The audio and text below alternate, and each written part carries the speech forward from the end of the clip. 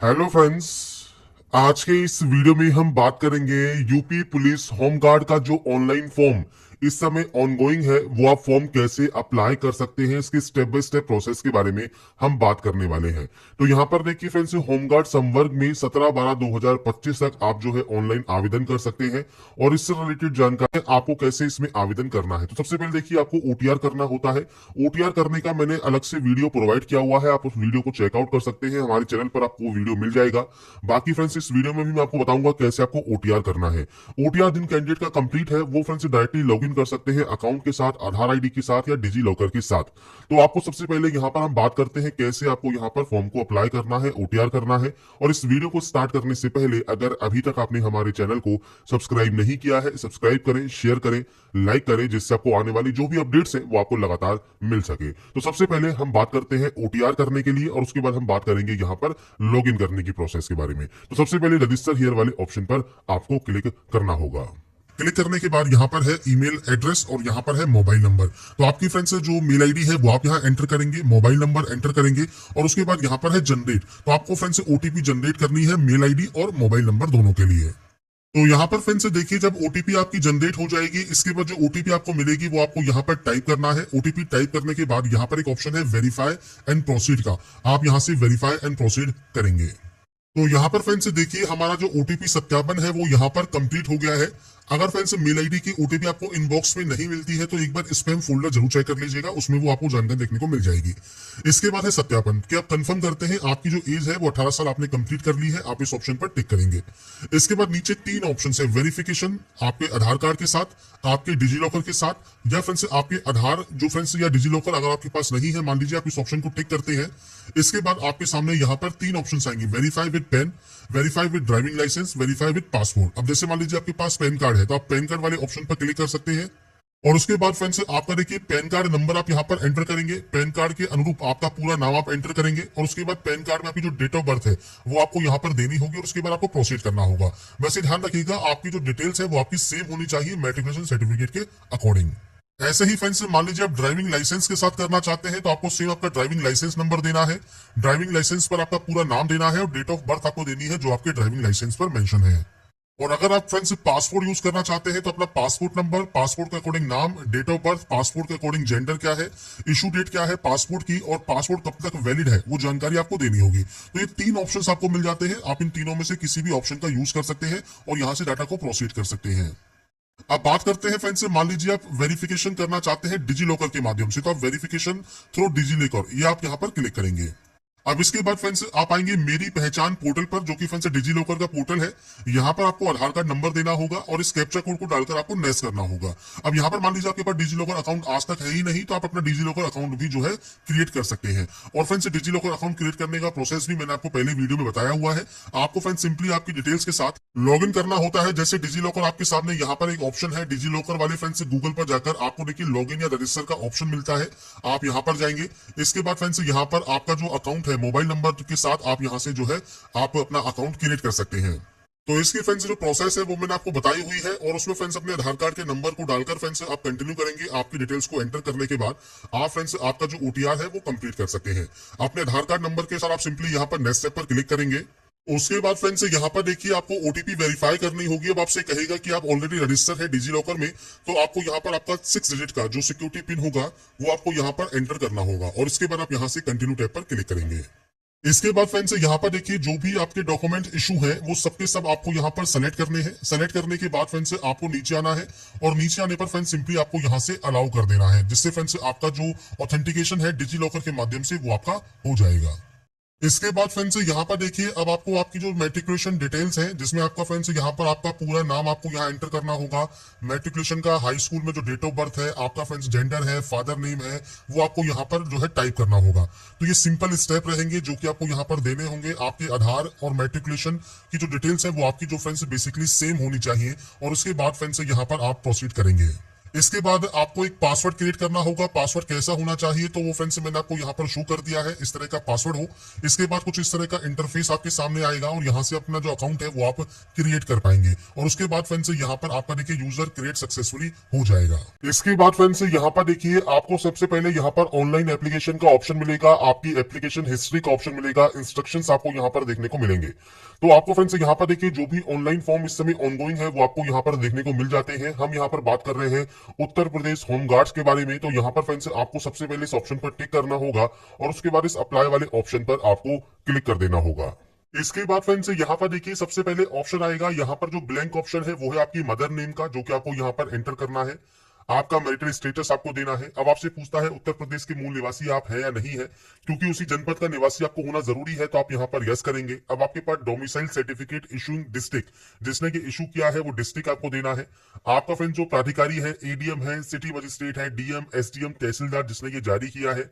तिथि आपको देनी है फ्रेंड्स, आपका जो सर्टिफिकेट है वो कब जारी हुआ है आप उसकी जानकारी यहाँ पर प्रोवाइड करेंगे, तो आपको यहाँ पर ईयर्स मिल जाते हैं। इसके बाद आपको यहाँ पर मंथ वाला ऑप्शन मिल जाता है और उसके बाद आप यहाँ पर डेट सेलेक्ट कर सकते हैं। आपका सर्टिफिकेट नंबर क्या है डोमिसाइल का, इसके अलावा क्रम संख्या सर्टिफिकेट सीरियल नंबर क्या है वो आपको जानकारी यहाँ पर प्रोवाइड करनी होगी। तो आपका जो डोमिसाइल डिटेल है, मूल निवास जो सर्टिफिकेट है उसकी ही बेसिक जानकारी आपको एंटर यहाँ पर करनी है। ऐसे ही आता है आपका कैटेगरी। अब आपकी कैटेगरी जनरल है तो कोई ऑप्शन नहीं आएगा। ईडब्ल्यूएस अगर आप है तो आपसे कहता है केवल उन श्रेणियों के अभ्यर्थी आरक्षण के लिए पात्र हैं जिन्हें उत्तर प्रदेश सरकार द्वारा एससी, एसटी, ओबीसी, ईडब्ल्यूएस के रूप में मान्यता दी गई है। तो आपके पास जो है फ्रेंड्स स्टेट गवर्नमेंट का सर्टिफिकेट होना जरूरी है। और सेम आपको यहाँ पर सर्टिफिकेट इशूइंग डिस्ट्रिक्ट देना है, प्राधिकारी का नाम देना है, श्रेणी मतलब आपका जो सर्टिफिकेट है कब इशू हुआ है, सर्टिफिकेट कैटेगरी, एप्लीकेशन नंबर और सीरियल नंबर। अब आप अपने सर्टिफिकेट पर देखेंगे तो आपको वहां पर दोनों ही नंबर्स देखने को मिलते हैं, सर्टिफिकेट सीरियल नंबर भी और सर्टिफिकेट एप्लीकेशन नंबर भी। क्योंकि ये स्टेट गवर्नमेंट का है तो यूपी स्टेट में आपको दोनों ही सर्टिफिकेट और आपके फ्रेंड जो एप्लीकेशन नंबर है दोनों ही देखने को मिल जाते हैं। ऐसे ही एससी या एसटी है तो आप एससी या एसटी सर्टिफिकेट की जानकारी देंगे। ओबीसी की बात करें तो यहाँ पर आपको ओबीसी की जानकारी प्रोवाइड करनी है। तो आपको सेम आपकी जो आपकी डिटेल्स है आपके सर्टिफिकेट्स की उसके अकॉर्डिंग जानकारी आप यहाँ पर प्रोवाइड करेंगे। अब यहाँ पर फ्रेंड्स देखिए मैं आपको नोटिफिकेशन में page number 19 point number 8.5 show कर रहा हूं, जहां पर आपको देखिए जो आपकी सर्टिफिकेट्स हैं उनकी जो समय सीमा है, तिथि है, वो आपको दी गई है। तो आवेदन की अंतिम तिथि तक क्या आपके पास होना जरूरी है। अब जैसे यहाँ पर आपको जो है एससी कैटेगरी का, एसटी कैटेगरी का बताया गया है कि आप जो आवेदन पत्र जमा करने की जो अंतिम तिथि है उस डेट तक आपके पास ये जो है सर्टिफिकेट होना चाहिए। अब बात करें अन्य पिछड़ा वर्ग की तो 1 अप्रैल 2025 से आवेदन पत्र जमा करने की अंतिम तिथि तक ये आपके पास सर्टिफिकेट होना चाहिए। तो ये आपको यहाँ पर जानकारी प्रोवाइड की गई है। ऐसे ही आपका ईडब्ल्यूएस का भी देखिए वित्तीय वर्ष 2024-25 तक का प्रमाण पत्र जो कि 1 अप्रैल 2025 से आवेदन जमा करने की अंतिम तिथि तक आपके पास है, तो ही आपको यहाँ पर जो है उसका रिजर्वेशन मिलेगा। मूल निवास प्रमाण पत्र से ये कहा गया है प्रमाण पत्र सक्षम अधिकारी के द्वारा निर्गत किया गया हो, परंतु आवेदक के द्वारा परीक्षा हेतु निर्धारित आवेदन पत्र जमा करने की अंतिम तिथि तक अवश्य आपके पास होना जरूरी है। तो यहाँ पर फ्रेंड्स को टाइमलाइन नहीं बताया है कि कब से होना चाहिए। बाकी अगर आपके पास 1-2 साल पुराना भी है तो भी वो चल जाएगा, और लेटेस्ट है तो अच्छी बात है, लास्ट डेट से पहले का आपके पास ये होना जरूरी है। इसके बाद यहाँ पर फ्रेंड्स आता है आपका एड्रेस सेक्शन। तो फ्रेंड्स आपका सबसे पहले आपको स्टेट सेलेक्ट करना होगा, आप स्टेट यहाँ से सेलेक्ट करेंगे। इसके बाद आपका डिस्ट्रिक्ट ऑप्शन है, डिस्ट्रिक्ट सेलेक्ट करेंगे। आपका पूरा एड्रेस आप यहाँ मेंशन करेंगे, पुलिस स्टेशन का नाम, पिन कोड आप मेंशन करेंगे। अब यहाँ पर फ्रेंड्स देखिए आपका जो नेक्स्ट ऑप्शन है वो परमानेंट एड्रेस का है। अगर आपका ये एड्रेस सेम है तो आप सेम एंट्री कर सकते हैं, अलग अलग है तो आप अलग अलग एंट्री कर सकते हैं। तो ये आपका एड्रेस सेक्शन है, आपके अकॉर्डिंग ये एंटर करना होगा और उसके बाद ही आप डाटा को यहाँ से सेव करेंगे और नेक्स्ट स्टेप पर क्लिक करेंगे। इसके बाद फ्रेंड्स नेक्स्ट ऑप्शन आता है आपके फर्दर ऑनलाइन एप्लीकेशन में डिटेल्स का, जो कि अदर डिटेल सेक्शन है। अब आपसे पूछता है अगर आप स्वतंत्रता सेनानी के अगर आश्रित है तो आप यहाँ पर यस कर सकते हैं, उनकी जानकारी, सर्टिफिकेट की जानकारी, डेट ऑफ इशू क्या है वो आपको देना होगा। नहीं है सिंपली नो कर दीजिए। एक्स सर्विसमैन है तो आप यस कर सकते हैं। आपका फ्रेंड्स जो नामांकन की तिथि है, आपका फ्रेंड जो डिस्चार्ज की डेट है वो आप देंगे। और अगर आप यहाँ पर नहीं है एक्स सर्विसमैन, सिंपली नो कर दीजिएगा, सेव करिएगा और नेक्स्ट स्टेप पर क्लिक कर दीजिएगा। इसके बाद आता है क्वालिफिकेशन। क्योंकि यहाँ पर 10वीं क्लास पास आउट होना जरूरी है तो आपको 10वीं की जानकारी यहाँ पर दी गई है। मैंने यहाँ पर सिर्फ सैंपल शो किया हुआ है। आपको यहाँ पर 10वीं का एक ऑप्शन मिलेगा। अगर आपने पहले से कोई भी फॉर्म अप्लाई नहीं किया हुआ है, अगर आपने पहले से अप्लाई किया हुआ है तो ये आपको जानकारी यहाँ पर फिलअप मिल जाएगी। अब यहाँ पर फ्रेंड्स आपको देखिए सबसे पहले करना क्या है, आपको इस एडिट वाले ऑप्शन पर क्लिक करना है और इसमें फ्रेंड्स आपको सबसे पहले यहाँ पर देखिए सबसे पहले बोर्ड का नाम सेलेक्ट करना है। तो आपको बोर्ड के जो नेम है उनकी जो लिस्ट है वो आपको यहाँ पर देखने को मिल जाती है। यहाँ पर आपको उत्तीर्ण होने का वर्ष मिलेगा, तो आप अपनी जानकारी प्रोवाइड करेंगे, आपका रोल नंबर क्या है, सर्टिफिकेट सीरियल नंबर क्या है, ये जानकारी 10th की आपको देनी है। उसके बाद आप उसे अपडेट कर सकते हैं। अपडेट होने के बाद ये जानकारी आपकी यहाँ पर आ जाएगी। ये जानकारी आने के बाद आप नेक्स्ट स्टेप पर क्लिक करेंगे। नेक्स्ट स्टेप जो है वो फ्रेंड्स आपके यहाँ पर डॉक्यूमेंट्स का है। तो यहाँ पर फ्रेंड्स देखिए आपके जो प्रमाण पत्र है, सर्टिफिकेट्स हैं, जैसे आपका कास्ट सर्टिफिकेट है वो आपको यहाँ पर अपलोड करना है। तो आप इस अपलोड वाले ऑप्शन पर क्लिक करेंगे और यहाँ पर इसे अपलोड करेंगे। आपका डोमिसाइल सर्टिफिकेट भी अपलोड होगा। अब आपसे कहा गया है कि अपलोड किया गया जो भी अभिलेख है वो बिल्कुल क्लियर होना चाहिए, पीडीएफ में ही ये आपके स्वीकार किए जाएंगे। अब आपसे कहा गया है अगर आपका फ्रेंड्स अंक पत्र मतलब मार्कशीट और आपका सर्टिफिकेट अलग अलग है तो आपको फ्रेंड्स दोनों ही अपलोड करने होंगे, कंबाइंड एक पीडीएफ बनानी होगी।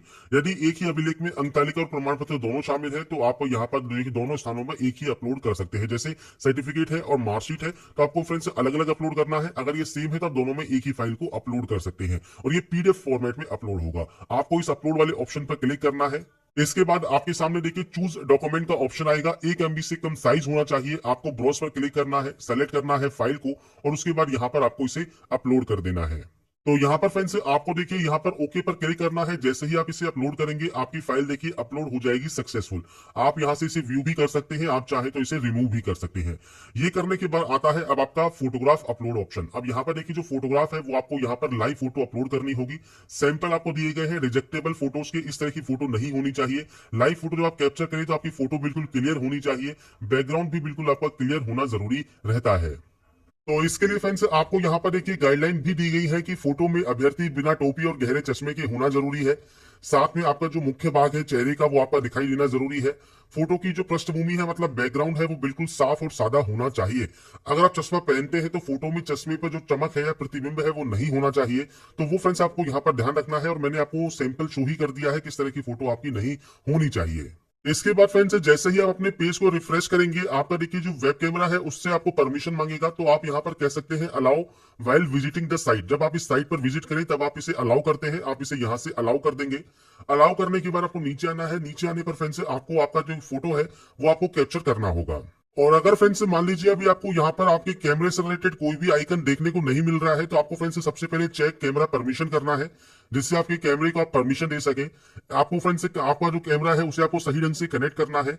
और अगर फिर भी ये काम नहीं कर रहा है तो आपका जो ब्राउजर है उसे आप फ्रेंड्स दोबारा से रीस्टार्ट कर सकते हैं या दूसरा ब्राउजर आप यूज कर सकते हैं जिससे आपको दिक्कत कोई ना हो। तो आपको चीजों को ध्यान रखना है और उसके बाद ही आपकी लाइव फोटो आपको कैप्चर करनी है।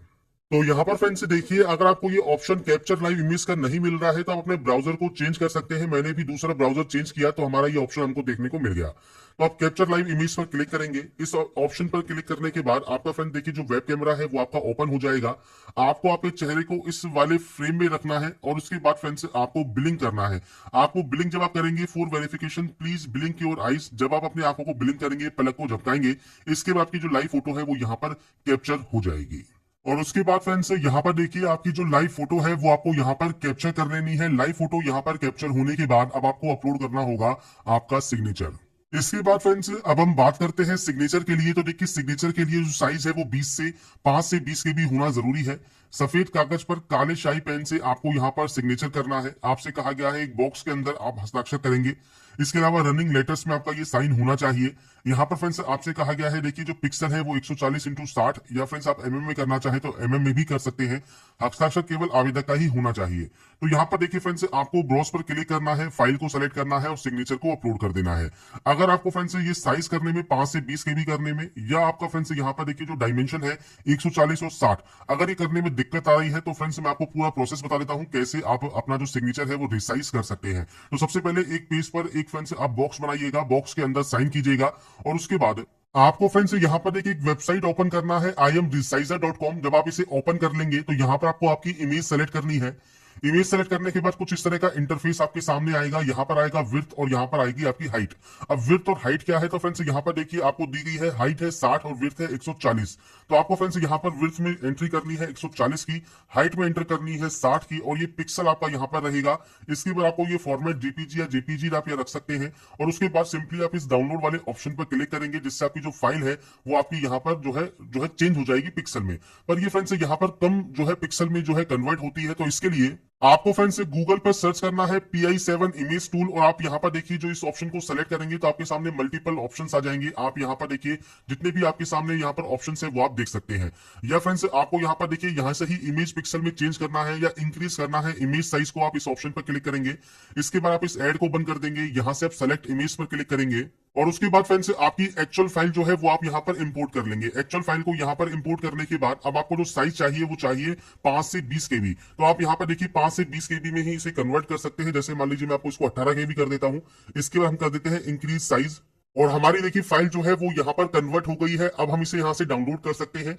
डाउनलोड होने के बाद सिंपली अब आपको ब्राउज पर क्लिक करना है, फाइल को सेलेक्ट करना है। तो अभी फ्रेंड्स देखिए मैंने नाम चेंज नहीं किया है, आपको यहाँ पर जो फाइल नेम है वो चेंज कर लेना है। मैंने इसलिए नाम चेंज नहीं किया है कि हम वही फाइल यहाँ पर अपलोड कर रहे हैं जिसको हमने रिसाइज किया है। तो PI7 वाला टूल हमने यूज किया था, एक हमने हमने यहाँ पर IM रिसाइजर वाला टूल यूज किया था। तो इस दो टूल से हमने यहाँ पर हमारे सिग्नेचर को जो है कंप्रेस कर लिया, साइज को भी रिसाइज कर लिया है। तो आपको यहाँ पर फाइल नेम को चेंज कर लेना है और उसके बाद ही आप इस ग्रीन टिक वाले ऑप्शन पर क्लिक करेंगे। तो यहाँ पर फ्रेंड्स देखिए हमारा जो सिग्नेचर है वो यहाँ पर आपके सामने आ गया है, मतलब सिग्नेचर यहाँ पर अपलोड हो गया है। और जब आपकी फोटो भी अपलोड हो जाती है इसके बाद आप सेव एंड नेक्स्ट यहाँ से डाटा को कर सकते हैं। तो अब बात करते हैं नेक्स्ट स्टेप की, जिसमें फ्रेंड्स सबसे पहले आवेदित पद जो आपका है वो आपको यहाँ देखने को मिलेगा।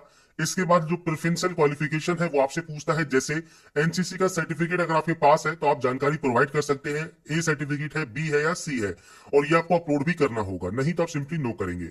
इसके अलावा स्काउट एंड गाइड का प्रमाण पत्र है तो आप उसकी जानकारी दे सकते हैं।